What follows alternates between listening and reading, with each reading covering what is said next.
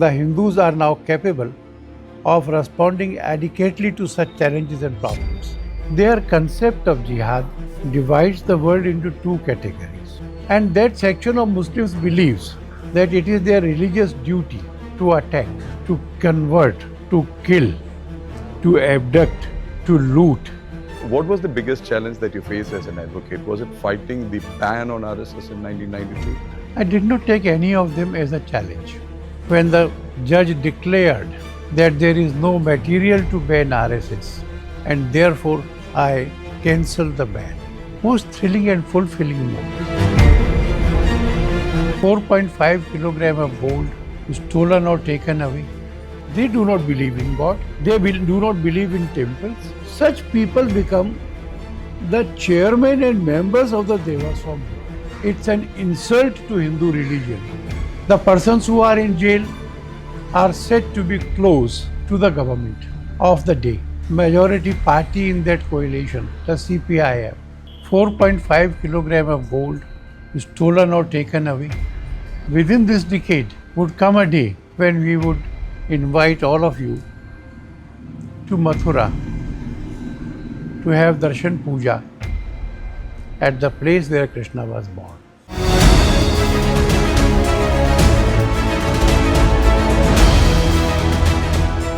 Namaste.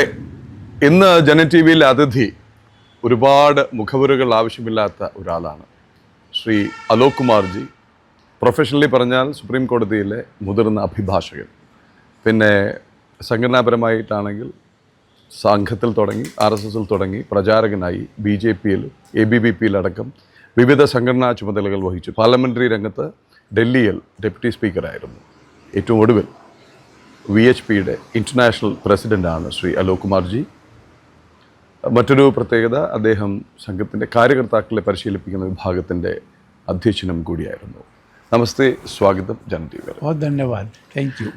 So straight to your assignment here. What brings you to Kerala today on this day? Well, I have come here to convey that the Sabarimala issue is no more a local issue. It's an issue that concerns the whole of Bharat, all Hindus in Bharat. We are all concerned that such a thing happened. 4.5 kilogram of gold stolen or taken away, and complicity in it are the office bearers, including the two past presidents of the Devaswam board. They passed a resolution that the proposal to replating the gold be accepted. The special commissioner appointed by the High Court was not informed. The credentials, capacity and devotion of Unni Krishnan, who had offered to get it done, was not examined. The expertise and capacity of the firm to which this was assigned was not verified. The rule that whatever repairs are to be done to any artifacts or things in the temple have to be done within the precincts of the temple was ignored. Before taking out anything from the Shri Kovil,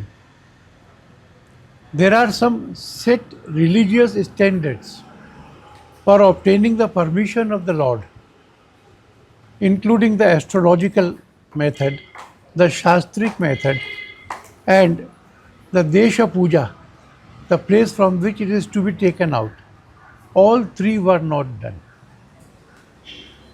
The doors of the Shri Kovil, the Dwarpals, the Pedam, all were taken away without any authority. And finally, the investigations reveal that 4.5 kilograms of the gold of the Lord has been cheated and stolen away. The High Court was appalled. The High Court found that this was done in breach of the rules, the Maryada, and the judicial orders, all three. And to go deeper into the matter, the court wanted the records. The commissioner reported that there are no records available. So, the court suo motu registered it as a writ petition and appointed a SIT. So many years have been lost. The contemporaneous evidence is not available. There have been manipulations in the records. The office bearers had been doing everything to scuttle the probe. The reasons are obvious. The persons who are in jail are said to be close to the government of the day. The majority party in that coalition, the CPIM. And we have seen the photographs of Unni Krishnan with Mrs. Sonia Gandhi. Therefore, we demand that since the matter is an interstate investigation, Unni Krishnan lives in Bangalore, the firm was in Tamil Nadu. It's a multi-state investigation. So the Hindus are demanding that it be referred to the CBI for investigation. I was glad to see the Hindu organizations on the road, agitating for it, asking for it. And I have come to Thiruvananthapuram to support, to offer our sympathy, our support, and active participation in the future steps of this agitation. വളരെ വ്യക്തമാണ്. അലോക് കുമാർജി ഈ കാര്യങ്ങൾ പഠിച്ചിട്ടാണ് തലസ്ഥാനത്തേക്ക് തിരുവനന്തപുരത്തേക്ക് വന്നിരിക്കുന്നത്.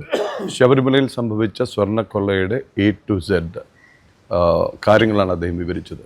അത് ഈ ഉണ്ണികൃഷ്ണനും പോറ്റിക്ക് അവിടെ കയറാൻ സ്പോൺസറാകാനുള്ള യോഗ്യത, ഈ കൊണ്ടുപോയ സ്ഥാപനങ്ങൾക്ക് ഇതിനുള്ള കഴിവുണ്ടോ എന്നുള്ള പശ്ചാത്തലം, ഇതിന് നേതൃത്വം കൊടുത്തവർ ഭരണകർത്താക്കളടക്കം ഇതിൽ പ്രതികളാകുന്ന അവസ്ഥയിൽ കേരളത്തിന് പുറത്തേക്ക് ബാംഗ്ലൂരും ചെന്നൈയിലും ഡൽഹിയിലും അടക്കം ഇതിന് ബന്ധമുണ്ടെന്ന് വരുമ്പോൾ ഇത് കേവലം ഒരു പ്രാദേശിക വിഷയമല്ല, ദേശീയ വിഷയമാണ്. അതുകൊണ്ട് തന്നെ CBIയുടെ നേതൃത്വത്തിൽ അന്വേഷണം വേണം. അതിൽ ഹിന്ദു സംഘടനകൾ റോഡിൽ പ്രതിഷേധവുമായി ഇറങ്ങിയതിൽ അദ്ദേഹം സന്തോഷം പ്രകടിപ്പിക്കുന്നു. ഇനി നമുക്ക് അടുത്ത ചോദ്യത്തിലേക്ക് കടക്കാം. കാരണം അദ്ദേഹം ദേശീയമായി തുടർച്ചയായി വാദിക്കുന്ന ഒരു കാര്യമുണ്ട്, ക്ഷേത്രഭരണം സർക്കാരിൽ നിന്ന് മുക്തമാവണമെന്ന്. Coming to the next point, you obviously pointed out the fact or the tragedy in Kerala wherein the temples are administered by the then ruling government, or to be very technical, those appointed by those governments, either elected by the Hindu MLAs, appointed by the state cabinet, all the Devism boards are in that sense politically controlled. And you have been an advocate for releasing for the temples or the temple administration from the governments. And what are your views on that? Who should be ruling? Even the word that is used in Kerala, rule or govern, I believe is not fair. Right. In fact, the first temple acquisition was 1811 in Kerala. The reason? For good governance, for better administration. This one incident shows the better administration, the good governance, where literally every rule was bypassed.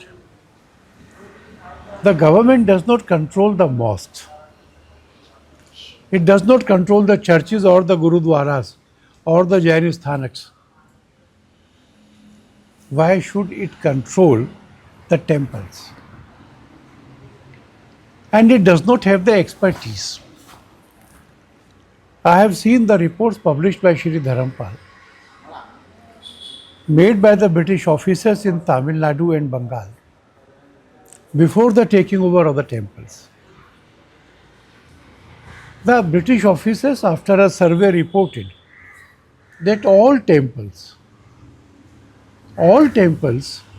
had a Gaushala. All temples had a Gurukul. And since all our dance and music forms are dedicated to the gods, so all cultural and literary functions were held within the temple. Even the family functions, birth of a child, marriage, or remembering a person dead, were held in the temples. The dispute resolutions was done there. So the Hindu temples before the takeover were not only a place of worship, it was the nerve center of the entire Hindu activity, which coordinated and made all the Hindus united, having a stake in the temple, participating in its management, taking over that control. The average Hindu does not feel any ownership in the running of the temple. They are only a place of worship. All other activities have gone away, and there is no administration. Particularly in Kerala, when we have a left government, the Hindu members of the Council of Ministers, which means the ruling party, appoints a trustee. Another person is elected by the state legislature, Hindu MLAs, which again means the party in power. The political belief of that party says that religion is opium. They do not believe in God. They do not believe in temples or in the Maryada. Such people become the chairman and members of the Devaswam board. It's an irony. It's an insult to Hindu religion. It's the direct violation of the principles of secularism. So therefore, the VHP and the other Hindu organizations demand that the time has now come when the governments will have to hand over the control of the temples to the wider Hindu society. When we say wider Hindu society, we suggest that the trustees would include all sections of the devotees, necessarily including the scheduled castes, the women, and where the devotees include the scheduled tribes, they also. The VHP has started an agitation against it, and this is the wider issue, together with the present issue of the Sabarimala, which we would agitate, and this agenda, we are sure we would succeed, including in Kerala. In short, you are demanding nothing more than equal treatment, wherein all the other minorities have the right to establish and administer religious establishments or places of worship like the mosques or churches or the Gurdwara. Similar equal rights are the simple demand, right? It's not only because they are not controlled. It is also because the government has no right to control. They can't manage or administer. They only mismanage and maladminister. The properties of the temples, they are whisked away or used at such a low value. The rituals are not there. In many village temples, there is no arrangement of the Deepadan and other things. Hindus, as a right, claim the administration of their temples to themselves. വളരെ വ്യക്തമാണ്. ക്ഷേത്രഭരണം വിശ്വാസികൾക്കെന്നാണ് പറഞ്ഞു വയ്ക്കുന്നത്. എല്ലാ മൈനോറിറ്റികൾക്കും ന്യൂനപക്ഷങ്ങൾക്കെല്ലാം ആരാധനാലയങ്ങൾ സ്ഥാപിക്കാനും അവയുടെ ഭരണം നടത്താനും അവ നിയന്ത്രിക്കാനുമുള്ള അവകാശം ഉള്ള ഒരു രാഷ്ട്രത്തിൽ ഹിന്ദുക്കളുടെ ക്ഷേത്രങ്ങൾ മാത്രം അതിൻ്റെ ഭരണം അതിൻ്റെ നിയന്ത്രണം വിവിധ സർക്കാരുകൾ ഏറ്റെടുത്തിട്ട് അവിടെ നടക്കുന്ന ദുർഭരണങ്ങളും ആചാരാനുഷ്ഠാനങ്ങളുടെ ലംഘനവും ചൂണ്ടിക്കാട്ടിയും ആണ് ദേശീയ തലത്തിൽ ഇങ്ങനെ ഒരു ക്യാമ്പയിന് തുടക്കമിട്ടിരിക്കുന്നതാണ് പറയുന്നത്. Now coming to the next point, മറ്റൊരു ശ്രദ്ധേയമായ കാര്യം ഇത് ചൂണ്ടിക്കാട്ടിയത് ആരായിരിക്കണം ക്ഷേത്രം ഭരിക്കേണ്ടത് എന്നാണ് ചോദിച്ചത്. ക്ഷേത്രഭരണം അല്ലെങ്കിൽ ക്ഷേത്രത്തിൻ്റെ നിയന്ത്രണം, ക്ഷേത്ര നടത്തിപ്പ് പട്ടികജാതി പട്ടികവർഗ വിഭാഗങ്ങളടക്കമുള്ളവർ, വനിതകളുടെ അടക്കം പ്രാതിനിധ്യം ഉറപ്പാക്കുന്ന വിശാലമായ വിശ്വാസികളുടെ സമൂഹം, അവരുടെ പ്രതിനിധികളായിരിക്കണം ക്ഷേത്രത്തിൻ്റെ ചുമതല വഹിക്കേണ്ടത് എന്നാണ് ശ്രീ അലോക് കുമാർ പറഞ്ഞു വയ്ക്കുന്ന ഒരു കാര്യം. You have been through you have faced a lot of challenges. Now, you have also raised one issue, or there's one question that remains.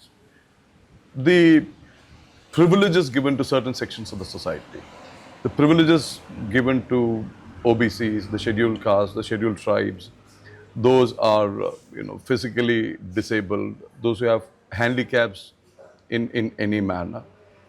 Similarly, we extend privileges to certain religious sections. What should be the criteria? What should be the guideline? The VHP in its recent meeting of its board of trustees has resolved to take up this issue. We give certain privileges to scheduled castes because of their social, economic and educational backwardness. We give privileges to the scheduled tribes because of their having left behind in the field of economy, education and empowerment. So similar privileges to women for the same reasons, to the persons with disabilities, and now also to OBCs. The object of giving privileges to them is to bring them equal to the society so that we can march together. Right. However, the Constitution does not decide as to who is a minority. There is no definition in the Constitution. And when a commission was formed for the minorities, it contained a clause that the minority religion shall be one which is so recognized by the central government. Again, there are no criteria. The numbers cannot be the sole factor for this. Okay. The question would be that which are the minority religions, if any, who have faced persecution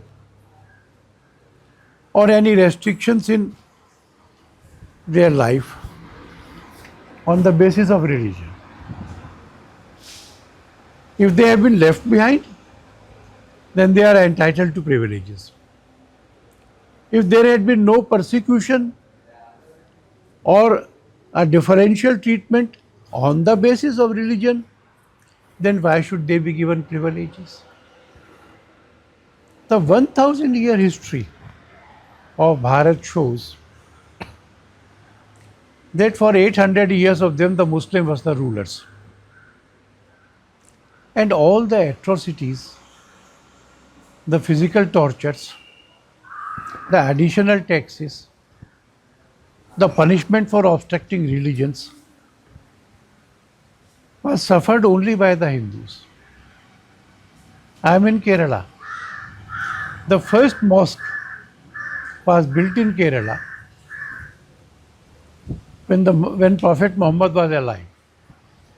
And when the Muslims went to the king to purchase some land, the king said, if you have another religion, we will gift you that land. They have never felt any adverse treatment. The Christians were privileged persons during the British rule. So therefore, we have asked the central government to define the word religious minority. And we have suggested that the backwardness and persecution should also be considered as a factor when determining a minority. മതന്യൂനപക്ഷങ്ങളുടെ മാനദണ്ഡം പൊളിച്ചെഴുതണം എന്നാണ് അദ്ദേഹം പറഞ്ഞു വയ്ക്കുന്നത്. എണ്ണത്തിൽ കുറവായതുകൊണ്ട് ന്യൂനപക്ഷമാകുന്നില്ല. എന്ത് തരത്തിലുള്ള persecution, എന്ത് തരത്തിലുള്ള പീഡനം ആണ് നേരിട്ടുള്ളത്? അങ്ങനെ പീഡനം ഏറ്റിട്ടില്ലെങ്കിൽ, സാമൂഹികമായി സാമ്പത്തികമായി പിന്നാക്കം നിൽക്കുന്നില്ലെങ്കിൽ എന്തർത്ഥത്തിൽ, എന്തടിസ്ഥാനത്തിലാണ് അവർക്ക് പ്രത്യേക പരിഗണന നൽകുന്നതെന്നും ഇക്കാര്യമാണ് കേന്ദ്ര സർക്കാരിന് മുന്നിൽ വയ്ക്കുന്നതെന്നുമാണ് അദ്ദേഹം പറയുന്നത്. Do you see the Hindus facing a threat perception in Kerala, in Bharat, in any part of India? If so, how and why? I see problems. But I don't see and I do not agree with the people who say that if we do not rise within so many years, the Hindus would be in a minority or wiped out. I do not agree with them. The Hindus today are awakened to their rights, are united. They face attacks in Kerala, they face attacks in Bengal. The Tamil Nadu government itself raises the issue of Sanatan and the threat that it would be exterminated. But I can warn these forces that the Mughals could not do it. The Britishers could not do it. Today the Hindu is united. Today the Hindu is rising up and fighting for its rights. I see no threats. I see challenges. I see problems. And I see that the Hindus are now capable of responding adequately to such challenges and problems. We shall win. വെല്ലുവിളികളുണ്ട്, പ്രശ്നങ്ങളുണ്ട്, പക്ഷെ ഭീഷണിയില്ല. ഇങ്ങനെ പോയാൽ ഒരു ദിവസം ഹിന്ദുക്കൾ ന്യൂനപക്ഷമാകും എന്നുള്ള വാദത്തോടും അദ്ദേഹത്തിന് യോജിപ്പില്ല. പ്രശ്നങ്ങളുണ്ട്, വെല്ലുവിളികളുണ്ട്, അത് നേരിടാനുള്ള കെൽപ്പുണ്ട്. ഹിന്ദു ഇന്ന് ഐക്യത്തോടെ നെഞ്ച് വിരിച്ച് തലയുയർത്തി നിൽക്കുന്ന കാഴ്ചയാണ് കാണുന്നത്. പലയിടങ്ങളിൽ നിന്ന് പ്രശ്നങ്ങൾ നേരിടുന്നുണ്ട്, ഭീഷണികൾ നേരിടുന്നുണ്ട്. ബംഗാളിലുണ്ട്, തമിഴ്നാട്ടിലാണെങ്കിൽ സർക്കാർ തന്നെ സനാതന വിരുദ്ധ നിലപാടെടുത്തിരിക്കുകയാണ്. ഉന്മൂലനം ചെയ്യണം എന്ന് പറയുന്നതാണ്. പക്ഷേ അതിൽ പേടിക്കേണ്ട കാര്യമോ ഒരു ഭീഷണിയോ ഇല്ല എന്ന് വളരെ വ്യക്തമായി അദ്ദേഹം പറഞ്ഞ് വയ്ക്കുന്നു. Globally, let's see Bangladesh, though we should not be saying this, but then it's a fact that this nation was a gift of Bharat.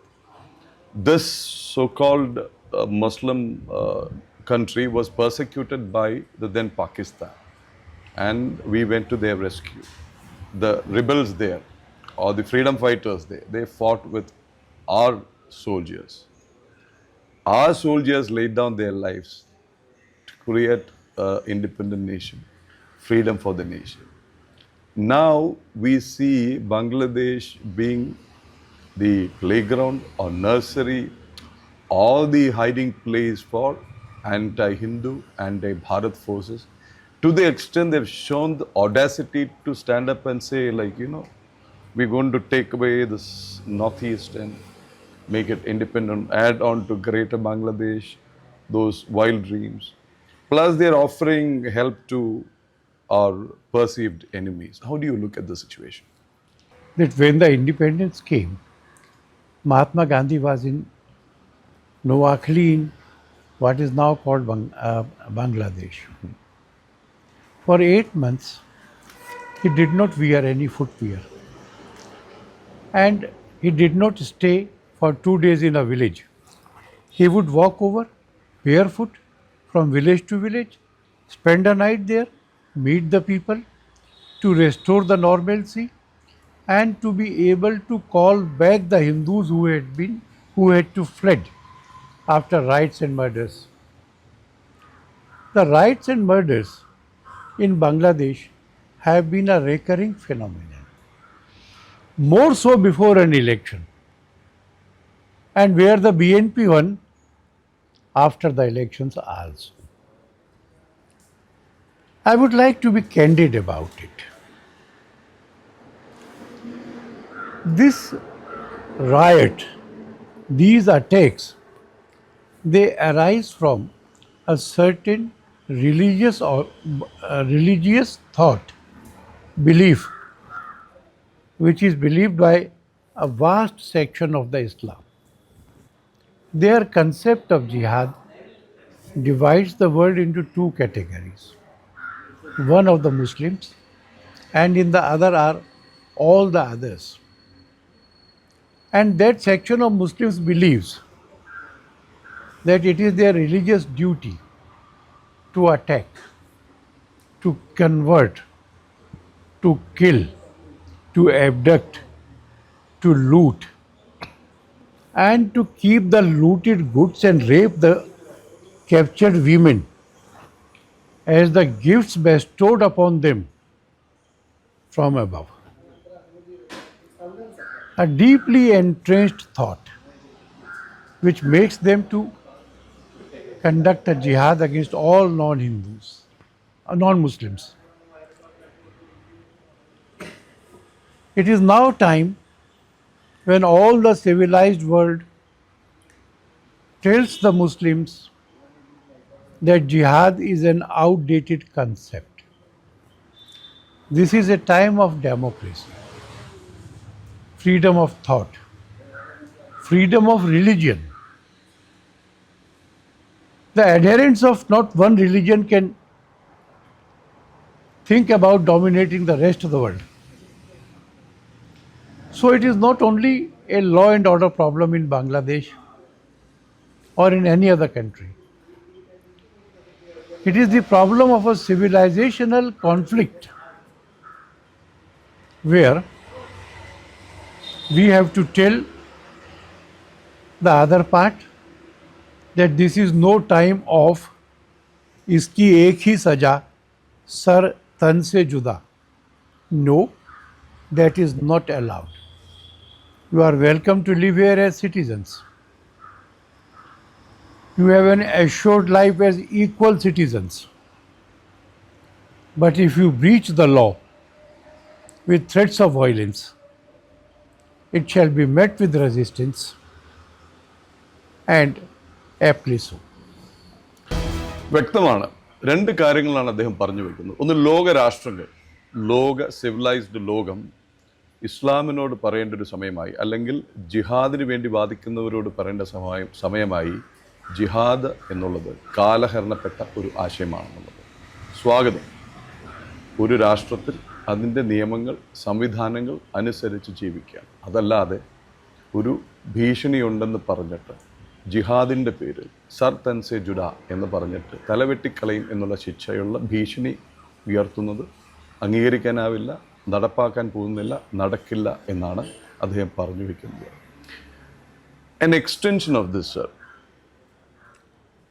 it is easy to mislead or radicalize uneducated, illiterate people with no exposure. But what is shocking, what is tragic is that in many cases where people are held, picked up in terror cases, terror modules, we see educated professionals, engineers, doctors, even as recent as what happened in Delhi and Faridabad. So what is the point in education, literacy and being a professional?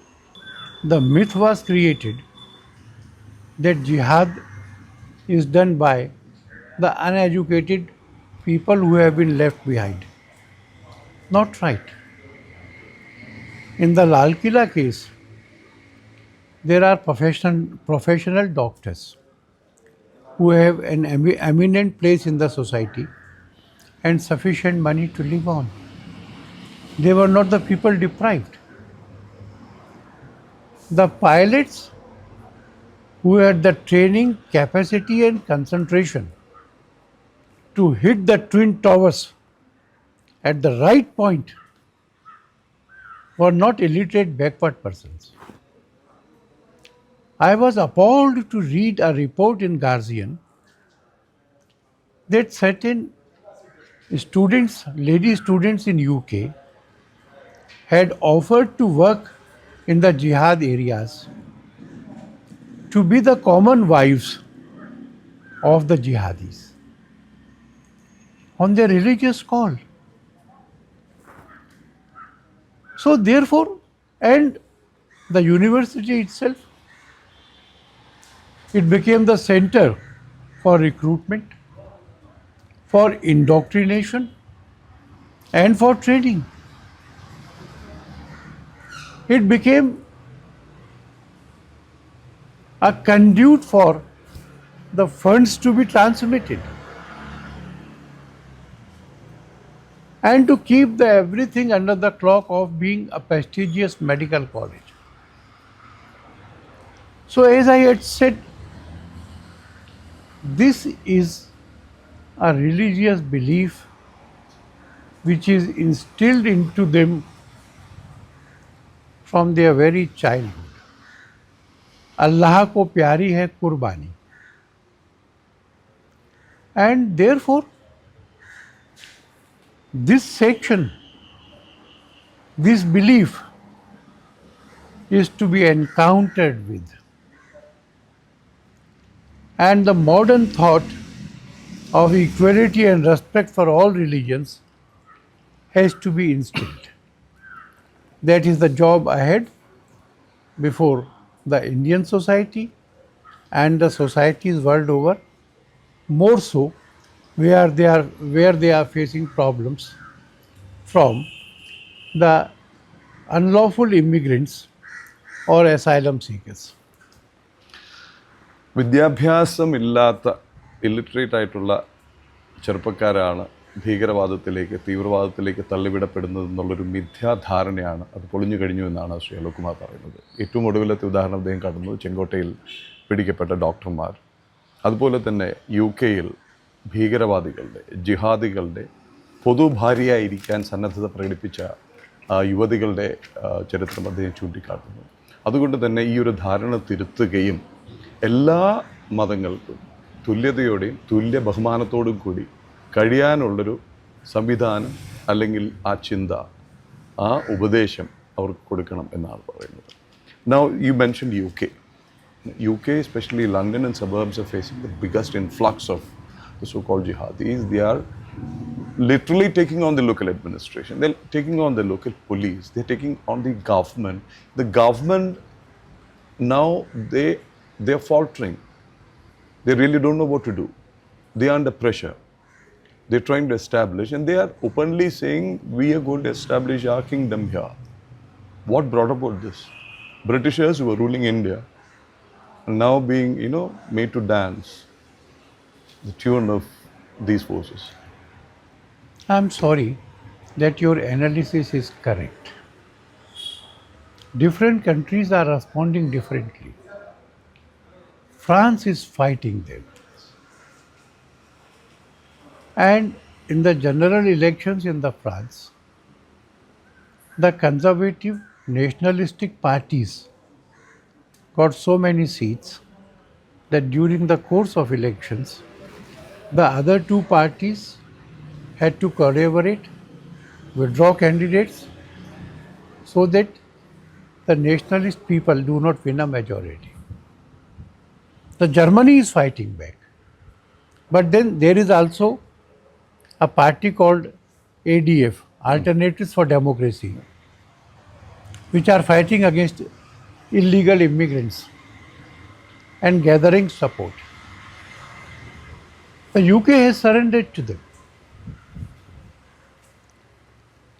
I am told that the person who came before our external affairs minister's car and tore away our tricolor in front of him has not been adequately acted against.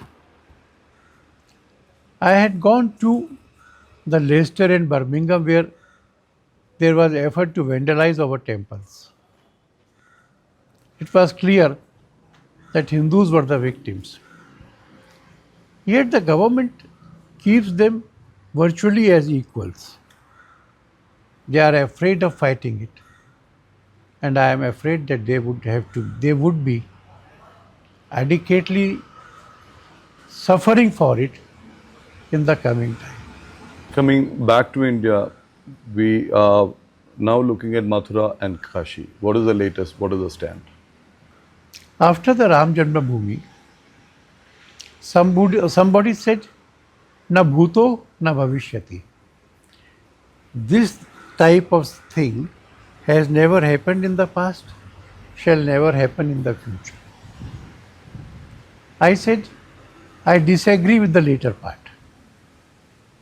This is true that such a thing had never happened in our lives.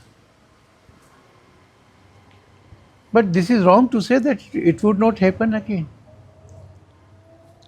I am an advocate also, and in that capacity, oversee the litigations in Mathura and Kashi. It is my understanding of law that the Hindus have a good case both on facts and law. And maybe within this decade would come a day when we would invite all of you to Mathura to have Darshan Puja at the place where Krishna was born. Krishna ജന്മഭൂമിയിലേക്ക് നമ്മളെല്ലാവരെയും ക്ഷണിച്ച് ദർശനത്തിനായി ക്ഷണിക്കുന്ന ദിവസം ഈ ദശകത്തിനുള്ളിൽ തന്നെ കാണാനാകും എന്നുള്ള പ്രതീക്ഷയാണ്. ഇതിൻ്റെ കേസ് നടത്തിപ്പിന് നേതൃത്വം വഹിക്കുന്ന ശ്രീ അലോക് കുമാർ പറയുന്നത്. So coming to your role as an advocate, so I've read somewhere that you had even taken a break from the political career to go full time into the practice in the Supreme Court. It may be a trivial question, but still, what was the biggest challenge that you faced as an advocate? Was it fighting the ban on RSS in 1992, or the current litigation that is happening, or anything else which we are not aware of? I did not take any of them as a challenge. I took all of them as a task. So when RSS was banned, I decided, and with me two very senior advocates of the High Court decided, to not take up any other case, to not appear in any other matter till the RSS VSP matters were decided. So we lived with those cases from 9 a.m. every morning till 7 p.m., including on all holidays, for 4 months, and were thrilled when the judge declared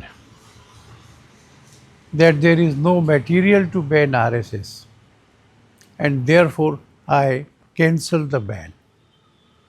Most thrilling and fulfilling moment.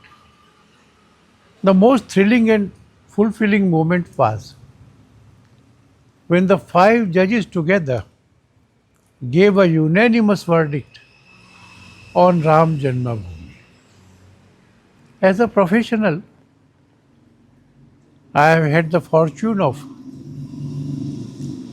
having BJP as a client, the RSS as a client, and almost the entire leadership in various litigations as a client. My life as an advocate had been fulfilling. And I have almost completed 50 years. So from this 1st of January, I have stopped taking new cases. But I would remember that this job gave me a lot of opportunities to serve the Hindu society. ചോദ്യം 1992 തർക്കമന്ദിരം തകർക്കപ്പെട്ടതിനെ തുടർന്ന് RSS നിരോധിക്കപ്പെട്ടപ്പോൾ ആ case ബാധിച്ചതായിരുന്നു ഏറ്റവും വലിയ വെല്ലുവിളി എന്നുള്ളതായിരുന്നു. അദ്ദേഹത്തിൻ്റെ മറുപടി വളരെ രസകരമായിരുന്നു. വെല്ലുവിളിയായിട്ടല്ല കണ്ടത്, അതൊരു ദൗത്യമായി ഏറ്റെടുക്കുകയായിരുന്നു. അദ്ദേഹവും ഹൈക്കോടതിയിലെ 2 അഭിഭാഷകരും അന്നു തൊട്ട് മറ്റൊരു കേസും ഏറ്റെടുക്കാതെ ജീവിക്കുകയായിരുന്നു ആ കേസിനൊപ്പം എന്നാണ് പറഞ്ഞത്. രാവിലെ 9 മുതൽ വൈകിട്ട് 7 വരെ ഈ കേസിനായി. മാസങ്ങൾക്കൊടുവിൽ RSSനെ നിരോധിക്കാൻ, രാഷ്ട്രീയ സ്വയംസേവക സംഘത്തിനെ നിരോധിക്കാനുള്ള ഒരു മെറ്റീരിയലുമില്ല എന്ന് പറഞ്ഞ് നിരോധനം റദ്ദാക്കിയ ദിവസം ഇന്നും അദ്ദേഹം ആവശ്യത്തോടെ ഓർക്കുന്നു. അതുപോലെ തന്നെയാണ് 5 ജഡ്ജിമാർ ഏകകണ്ഠേന രാമജന്മഭൂമിക്കായി വിധി പ്രഖ്യാപിച്ച ദിവസവും ഏറ്റവും അധികം സംതൃപ്തിയും സന്തോഷവും നൽകുന്ന ദിവസമായി അദ്ദേഹം കണക്കാക്കുന്നു. സുപ്രീം കോടതിയിൽ ഏതാണ്ട് 50 വർഷത്തെ അഭിഭാഷക ജീവിതത്തിന് ജനുവരി 1-ന് അദ്ദേഹം സമാപ്തി കുറിച്ചിരിക്കുകയാണ്. പുതിയ കേസുകൾ ഇല്ല ഇനി മുതൽ എന്നാണ്. Your connections with Kerala, I've heard that you had quite good acquaintance with our governor Rajendra Vishwanath earlier. So that's the final question to you. You have worked together, right? Rajendra Vishwanath Arlekar, the Yeah, governor yeah. of Kerala. We worked together in the BJP. I was for 6 years looking after the Karyakarta Prashikshan in the BJP. Arlekarji was in our team in Goa, and I always found in him a person so dedicated to living Hindu values. There was time when he was senior person. There was a short time when he had no responsibility. I met him on both the occasions. Consistent, committed to the ideology, not only in words, but in deeds and actions. And always a Nishkam Karma Yogi. I am so happy that he is now the governor of this state. And I hope that he would do a lot of good during his tenure. Kerala governor Rajendra Vishwanath അർലേക്കറുമായി ഒരുമിച്ച് പ്രവർത്തിച്ച കാലങ്ങളാണ് ഓർത്തെടുക്കുന്നത് പാർട്ടിയിലും സംഘടനയിലും. അദ്ദേഹം എപ്പോഴും ഓർക്കുന്നത് ചുമതലകൾ ഉണ്ടായിരുന്നപ്പോഴും ചുമതലകൾ ഇല്ലായിരുന്നപ്പോഴും നിഷ്കാമകർമ്മിയായി അർപ്പണബോധത്തോടെ ഒരേ ആവശ്യത്തോടെ സ്വാർത്ഥ താല്പര്യങ്ങൾ മാറ്റിവെച്ചിട്ട് പ്രവർത്തിക്കുന്ന ഒരു കാര്യകർത്താവിനെയാണ്. കേവലം വാചകത്തിൽ മാത്രമല്ല കർമ്മത്തിലും ഏക commitment അർപ്പണബോധം പ്രത്യയശാസ്ത്രത്തോടുമാണ്. Thank you so much for spending this time with Janam TV for our viewers amidst your busy schedule. Any message for the Hindu organizations here, those who are facing the challenges? I am an ordinary Karyakarta. So I can't do such a thing of advising all the Hindu society. I had attended the dharna today. I saw all the Hindu societies working together. It's a good sign. This should continue. The Hindus here have to unite and continue to be united till the Hindus win their respectful place in the social life, which in my understanding shall include the Mallapuram and places like it. Thank you.